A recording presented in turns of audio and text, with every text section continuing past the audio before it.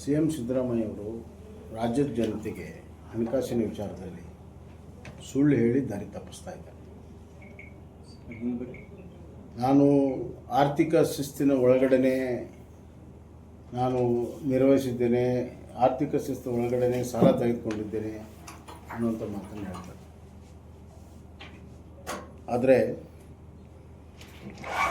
ಇವತ್ತು ಅವರು ಮಿತಿಯ ಕೊರತೆ ಆಲ್ಮೋಸ್ಟ್ 3% ದಾಟ್ತಾ ಇದೆ. ಅದನ್ನು ಮರೆಮಾಚಲು ಅಡ್ಜಸ್ಟ್ಮೆಂಟ್ ಮಾಡಿದ್ದಾರೆ. ಕೆಲವೆಲ್ಲ ಫಿಸಿಕಲ್ ಬಾರೋಯಿಂಗ್ಸನ್ನೆಲ್ಲ ಮೇನ್ ಇದಕ್ಕೆ ತಂದಿಲ್ಲ, ಬಜೆಟಲ್ಲಿ ತಂದಿಲ್ಲ. ಮಿತಿಯ ಕೊರತೆ GSTPಯ 25% ಒಳಗಡೆ ಇರಬೇಕು ಅಂತಿದೆ.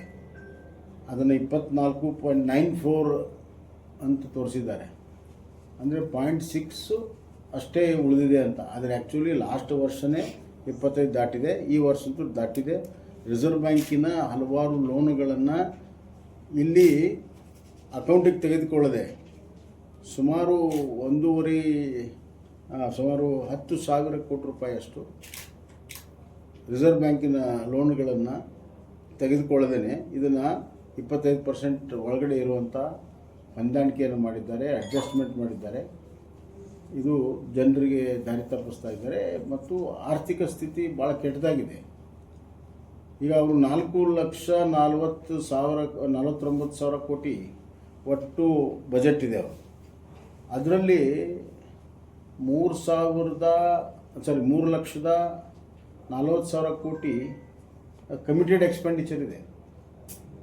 ಅಂದರೆ ಸ್ಯಾಲ್ರಿಗೆ, ಬಡ್ಡಿಗೆ, ಆಮೇಲೆ ಪೆನ್ಷನ್ಗೆ, ಸಬ್ಸಿಡಿಗೆ, ಕಮಿಟೆಡ್ ಎಕ್ಸ್ಪೆಂಡಿಚರ್ಗೆ, ಅಡ್ಮಿನಿಸ್ಟ್ರೇಟಿವ್ ಎಕ್ಸ್ಪೆಂಡಿಚರ್ಸ್ಗೆ, ಇದೆಲ್ಲ ಸೇರಿದರೆ 3,50,000 ಕೋಟಿ ರೂಪಾಯಿ ಕಮಿಟೆಡ್ ಎಕ್ಸ್ಪೆಂಡಿಚರ್ ಇದೆ. ಇನ್ನು ಉಳಿದಿರುವಂಥದ್ರಲ್ಲಿ ಸುಮಾರು 64,000 ಕೋಟಿ ಗ್ಯಾರಂಟಿಗೆ ಹೋಗುತ್ತೆ. ಒಟ್ಟು ಸುಮಾರು 4 ಲಕ್ಷ ಕೋಟಿಯಷ್ಟು ಈ ಕಮಿಟೆಡ್ ಎಕ್ಸ್ಪೆಂಡಿಚರ್ಗೆ ಹೋದರೆ 4 ಲಕ್ಷ ಕೋಟಿ ಹೆಚ್ಚು. ಇನ್ನು ಅಭಿವೃದ್ಧಿಗೆಲ್ಲ ಉಳಿತಿದೆ. ಇಲ್ಲಿ ಬಜೆಟಲ್ಲಿ ಹೇಳ್ತಾರೆ 74,000 ಕೋಟಿ ನಾನು ಕ್ಯಾಪಿಟಲ್ ಎಕ್ಸ್ಪೆಂಡಿಚರ್ ಮಾಡ್ತೀನಿ ಅಂತ. ಅಂದರೆ ಕ್ಯಾಪಿಟಲ್ ಎಕ್ಸ್ಪೆಂಡಿಚರ್ ಅಂತಂದರೆ ಅಸೆಟ್ ಕ್ರಿಯೇಷನ್. ಆದರೆ ಕಳೆದ ವರ್ಷ ಅವರು 47,000 ಕೋಟಿ ಕ್ಯಾಪಿಟಲ್ ಎಕ್ಸ್ಪೆಂಡಿಚರ್ ಮಾಡ್ತೇನೆ ಅಂದರೆ ಮಾಡಲಿಲ್ಲ. ಈ ವರ್ಷ 74,000 ಕೋಟಿ ಮಾಡ್ತೇವೆ ಅಂತ ಹೇಳಿದ್ದಾರೆ. ಅದು ಮಾಡೋಕ್ಕೆ ಸಾಧ್ಯ ಇಲ್ಲ, ಸುಳ್ಳು ಹೇಳಿದ್ದಾರೆ. ಮತ್ತು ಕಳೆದ ವರ್ಷ ಅವರು ಏನು ಒಟ್ಟು ಆದಾಯ ಎಷ್ಟು ಬರುತ್ತೆ ಅಂತೇಳಿ ಹೇಳಿದರು.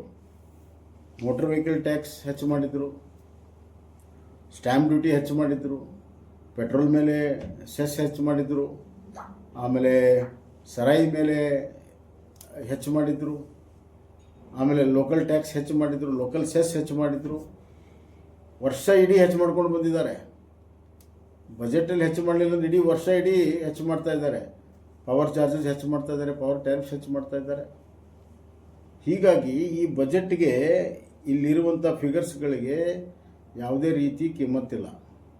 ಯಾಕಂದರೆ ವರ್ಷ ಇಡೀ ನೀವು ಟ್ಯಾಕ್ಸ್ಗಳನ್ನು ಹೆಚ್ಚು ಮಾಡಿದರೆ ಈ ಬಜೆಟ್ಟಿನ ಒಂದು ಸ್ಯಾಂಟಿಟಿ ಏನು ಉಳಿತು, ಇದರ ಪಾವಿತ್ರ್ಯತೆ ಏನು ಉಳಿತು. ಆದ್ದರಿಂದ ಈ ಫಿಗರ್ಸ್ಗಳಿಗೆ ಏನೂ ಮಹತ್ವ ಇಲ್ಲ. ಅಭಿವೃದ್ಧಿಗೆ ಮತ್ತೂ ಹಣದ ಕೊರತೆ ಆಗುತ್ತೆ. ಇವತ್ತು ಒಂದು ಒಳ್ಳೆಯ ಬಜೆಟ್ ಅಂತ ಪ್ರೂವ್ ಆಗಬೇಕಾದ್ರೆ ಒಂದು ವರ್ಷ ಕಾಯಬೇಕು. ಇದನ್ನು ಓದಿ ನಾವು ಒಳ್ಳೆಯ ಬಜೆಟ್ ಅಂತ ಹೇಳೋಕ್ಕಾಗಲ್ಲ.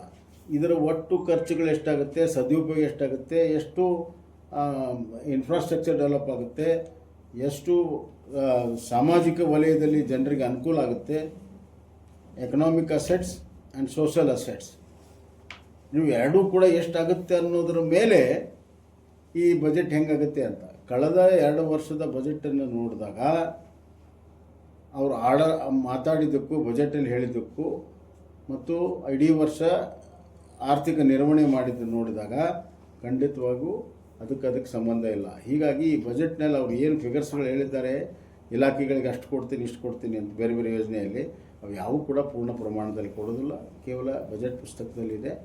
ಇದನ್ನು ನಂಬಕ್ಕೆ ಆಗದೇ ಇರುವಂಥ ಒಂದು ಬಜೆಟ್ಟು.